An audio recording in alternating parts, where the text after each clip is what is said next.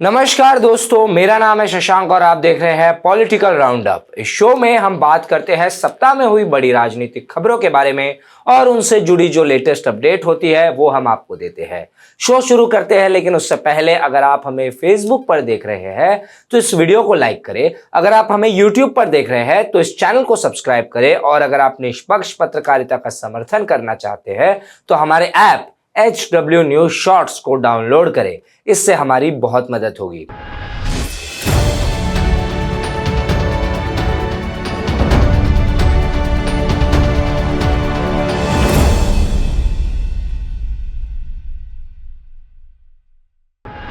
सबसे पहले बात रविवार 5 मई 2024 की।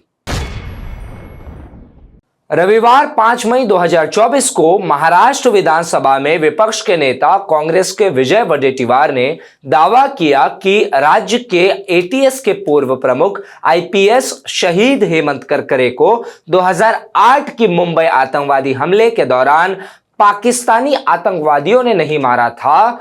उन्होंने कहा कि करकरे की हत्या जिस गोली से हुई वह कसाब या आतंकवादियों की तरफ से नहीं चलाई गई थी, बल्कि RSS को समर्पित एक पुलिस अधिकारी के हथियार से चली थी। विजय वडेट्टीवार ने मुंबई उत्तर मध्य से भारतीय जनता पार्टी उम्मीदवार उज्जवल निकम पर हमला किया। वडेट्टीवार ने कहा, बिरयानी का मुद्दा उठाकर निकम ने कांग्रेस को बदनाम किया। क्या कोई कसाब को बिरयानी देगा? बाद में उज्जवल निकम ने इसे स्वीकार कर लिया। कैसा वकील है, गद्दार है, जिसने कोर्ट में गवाही ही नहीं दी। जिस गोली से मुंबई पुलिस के अधिकारी हेमंत करकरे की मौत हुई वह कसाब की बंदूक से नहीं, उस समय RSS के वफादार पुलिस अधिकारी की गोली से चली थी। अगर कोर्ट से यह सच छुपाने वाले गद्दार को बीजेपी टिकट दे रही है तो सवाल उठता है कि बीजेपी इन गद्दारों का समर्थन क्यों कर रही है। इस बयान पर भारतीय जनता पार्टी के राष्ट्रीय महासचिव विनोद तावड़े ने कहा कि कांग्रेस अपने खास वोट बैंक को खुश करने के लिए किसी भी हद तक गिर सकती है। अब बात सोमवार 6 मई 2024 की। सोमवार को दिल्ली के मुख्यमंत्री अरविंद केजरीवाल के खिलाफ LG ने ED CBI के बाद अब NIA जांच की सिफारिश की। इसको लेकर LG ने गृह मंत्रालय को पत्र लिखा है। इसमें उन पर आतंकी संगठन सिख फॉर जस्टिस से फंड लेने का आरोप लगाया गया है। उन पर 16 मिलियन अमेरिकी डॉलर लेने का आरोप लगाते हुए दिल्ली के LG VK सक्सेना ने NIA जांच की सिफारिश की है। वहीं दूसरी ओर आम आदमी पार्टी ने इसे षड्यंत्र करार दिया है।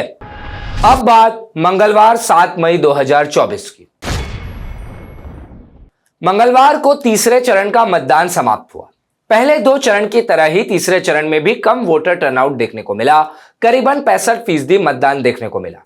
2019 में तीसरे चरण में करीबन 68% मतदान देखने को मिला था। इसके अलावा मंगलवार को बहुजन समाज पार्टी के अध्यक्ष मायावती ने अपने भतीजे आकाश आनंद को अपने राजनीतिक उत्तराधिकारी और पार्टी के राष्ट्रीय समन्वयक पद से हटा दिया और इसका कारण उन्होंने बताया कि महत्वपूर्ण भूमिकाओं को संभालने से पहले आकाश आनंद को परिपक्वता तक पहुंचने की जरूरत है। अब बात बुधवार 8 मई 2024 की। बुधवार को कांग्रेस के एक नेता ने इस्तीफा दे दिया, लेकिन इस्तीफा देने का कारण किसी और पार्टी में जाना नहीं था, ना ही उन पर कोई ED IT की रेड हुई थी। अंतर्राष्ट्रीय कांग्रेस के चेयरमैन सैम पित्रोदा ने अपने पद से इस्तीफा दे दिया। इस्तीफा देने का कारण उनके बयान के बाद हुआ विवाद था। सैम पित्रोदा ने भारत की विविधता पर बात करते हुए कहा कि भारत में पूर्व के लोग चीनी जैसे लगते हैं तो दक्षिण में लोग अफ्रीकी लगते हैं, वहीं पश्चिम में लोग अरबी लगते हैं और उत्तर भारतीय गोरे लगते हैं। इस बयान के कुछ देर बाद कांग्रेस ने इस बयान से अपने आप को किनारे कर दिया। इसके बावजूद प्रधानमंत्री मोदी ने राहुल गांधी पर खुलकर हमला बोला। प्रधानमंत्री मोदी ने कहा कि कांग्रेस चमड़ी के रंग के आधार पर देश के लोगों का अपमान कर रही है। और फिर क्या था, कुछ ही देर बाद पित्रोदा ने अपने पद से इस्तीफा दे दिया। अब बात गुरुवार 9 मई 2024 की। गुरुवार को एआईएमआईएम के अध्यक्ष असदुद्दीन ओवैसी के भाई अकबरुद्दीन ओवैसी के एक 2013 के बयान, जिसमें उन्होंने कहा था कि 15 मिनट के लिए पुलिस हटा दीजिए, फिर बता देंगे किस में कितनी ताकत है। उस बयान पर भारतीय जनता पार्टी नेता और अमरावती से उम्मीदवार नवनीत राणा ने हैदराबाद में एक चुनावी रैली के संबोधन में कहा, छोटे को मेरा कहना है तेरे को 15 मिनट लगेंगे और हमको सिर्फ 15 सेकंड लगेंगे।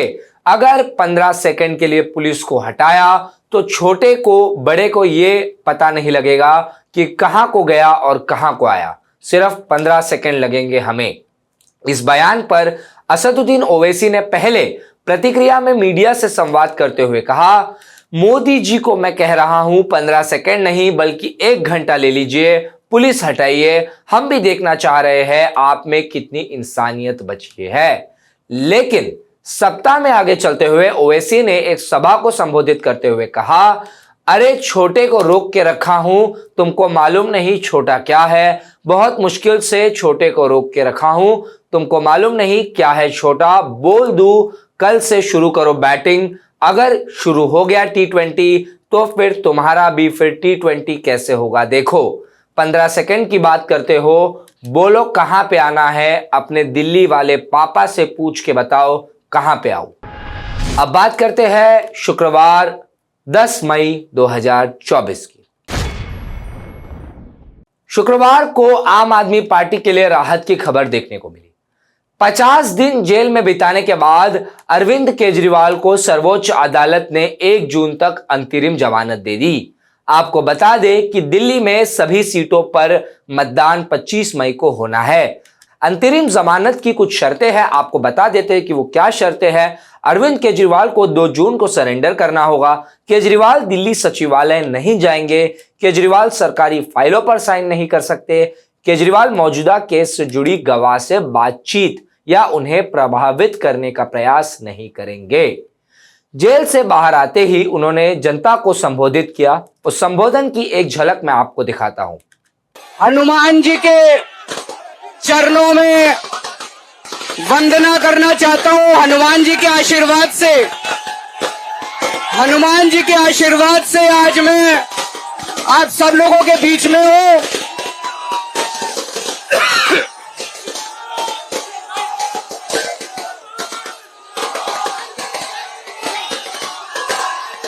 मैं आप सब लोगों का शुक्रिया अदा करना चाहता हूं। देश भर के करोड़ों करोड़ों लोगों ने अपनी दुआएं, अपना आशीर्वाद मुझे भेजा। मैं सुप्रीम कोर्ट के जजेस का शुक्रिया अदा करना चाहता हूं, जिनकी वजह से आज मैं आप लोगों के बीच में हूं। आप लोगों से एक ही निवेदन है, हमें सबको मिलके देश को तानाशाही से बचाना है।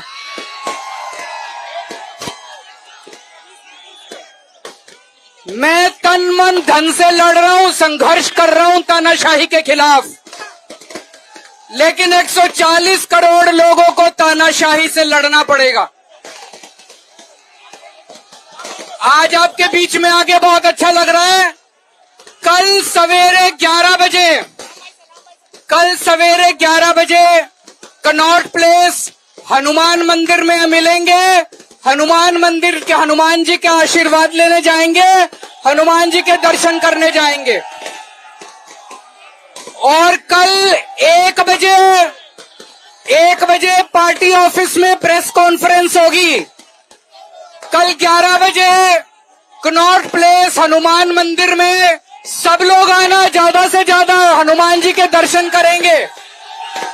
और 1 बजे पार्टी ऑफिस में प्रेस कॉन्फ्रेंस होगी। आप सब लोगों का तहे दिल से बहुत बहुत शुक्रिया। पॉलिटिकल राउंडअप के इस एपिसोड में बस इतना ही। अब मुलाकात होगी अगले सप्ताह।